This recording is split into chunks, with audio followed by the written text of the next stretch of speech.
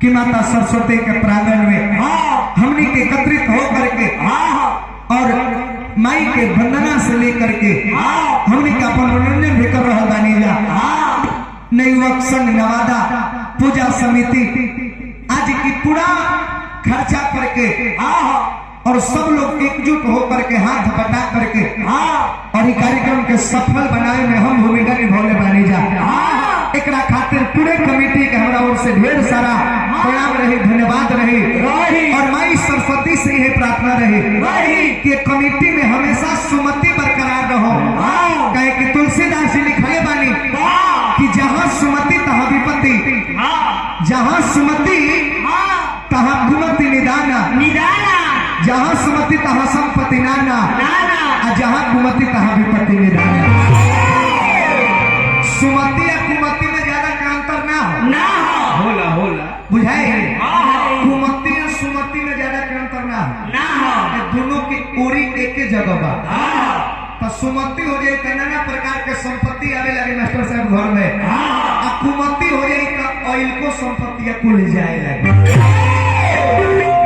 ये गौर करे का बाबा तो कितना निमन भाव तनी हमारे लाइन पर गौर करे तनी मेन के लेवल उठा दे, बेसी तनी कम करिए बंद बा, ठीक है बा। कितना निकले हो हे दिल पर दिलदार, आवा खुल के करे के प्यार, नैनाचार करे के बलम बिहार करे। गायत्री बाबा एक गीतिया के गावत रहे, एक गीत में साहित्य छुपल बा। अरे महाराज के गीत के कतही गा सकेनी, कोनो जगह पर गीतिया सेट हो जाए। मान के चली कोनो मेहरारू अपना मर्द से कह रहा गाड़ी कि हे दिल पर दिलदार, आवा खुल के करे के प्यार, नैनाचार करे के बलम बिहार करे के। लड़का लड़की के बीच के मैटर में गीत सेट हो जाए। कृष्ण राधिका के संवाद में गीत सेट हो जाए। एक और कई गो अर्थ बा, लेकिन आज के दो चार गो है सब गीत अवतरी सब। एक और नीमन से एक अर्थ निकाले जाए तो वो गंदे हो जाए। पता ही नहीं, एक जना गौले बारे कि जहिया से गोइल बारा गोदी में खेला के तो लड़का तोहरे के पापा कहता, हमारा सैया जी के चाचा कहता। अच्छा सोचे वाला बात बा, बिना सीख होले बुझौले लड़का दूसरा के पापा कहे ना, इन्हें जरूर माई के सपोर्ट होई तबे लड़का दूसरा के पापा कह सके। लेकिन गीत देखा गीत कौन ढंग के होके के चाहिए।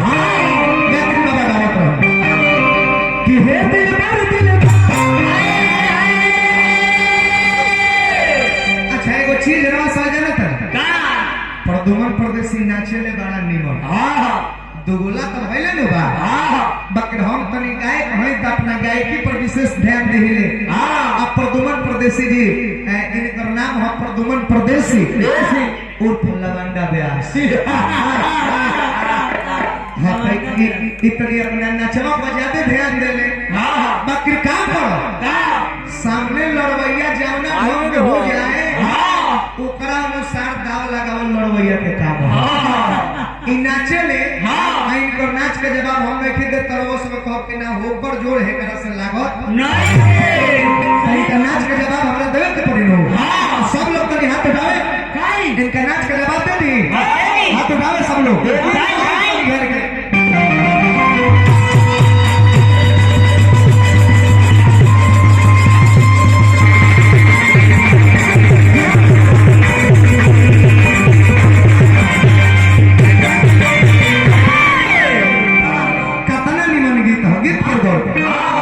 कि हे दिल पर दिल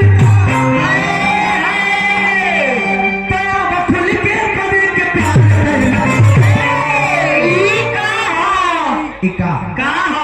कलाकारी में गीत संगीत में मुर्गी के, कपार में चुरकी के, पलानी में भुड़की के बहुत महत्व होला।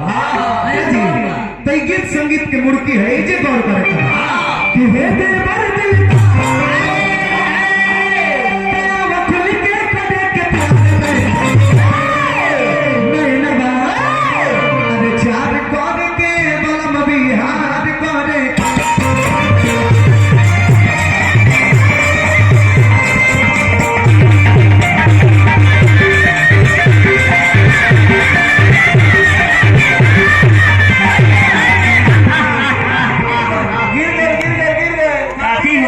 थाल गिर गए प्रणाम थाल गिर गए ताल की हाल है तो बेबी पीताम्बरी ओढ़ के चल बड़ा प्रसन्न है ये माई कि ये भी नवाब बनी बनिया जो लगा था बाबे लगा था का है कि ये भी नवाब बनी बनिया के सभा में हो जो सहिया पुजैया अरे करता बिना भेलवा धरता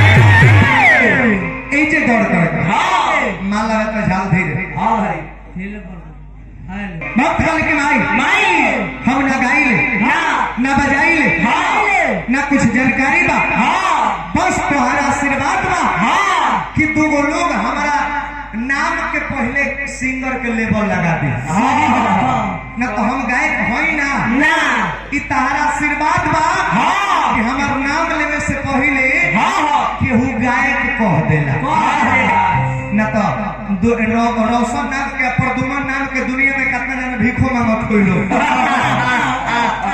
जूतो साफ करत होई लोग तो इंसान के पहचान नाम से ना होला इंसान के पहचान ओकरा काम से होला लेकिन गौर करे ला बात की बात कि हम कतनो निमन गावत नहीं नो ते भाई हमरा इहो जरूर उम्मीद बा कि सब लोग हमार प्रशंसा ना करत होई ना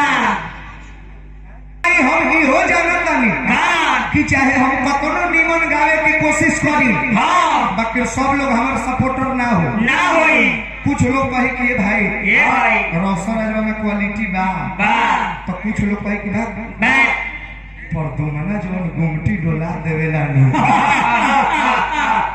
ओकरा गुमटी में सलाद बा यही से हम कहतनी कि नेताजी चाहे कतनो निमन होखस अपना पंचायत में अपना क्षेत्र में कतनो लाख विकास पहले होखस लेकिन वोट काटवा मुर्गे दारू पर 5 गो वोट जरूर काट ले ई बात हम जानत नहीं सोचे वाला बात कौन करिया प्रदुमन परदेसी जी हम नाचत नहीं लेकिन नाच की वो अलग कला होला जब सब लोग व्यास लोग नारदी क्षेत्र में बैठ के गावत रहे वो बेरा नाचे के आदत लगावल गायत्री बाबा के सब लोग बैठ के गावे खानो होके गावे तो हारमोनियम धो के गावे तो गायत्री बाबा खाली कुर्तावा लगल है ना करे खाली उहे भाव कॉपी करे में आज के जनरेशन के 80% कलाकार लोग मौग हो गए लेकिन उहुआ कॉपी ना एगो रोशन राज में मर्द कलाकार होवे कि उभाव गायत्री बाबा के कॉपी करे बनी देखो गायत्री घराना के कमर ना हिले छाती ना हिले खाली 3 गो धा धा धा ठोकर लागी आ खाली कुर्ता ही यही कुर्ता पर बुझाई के मोर समियाना हिलता कैसे वक्त गले के माई अरे कि ना ही कुछ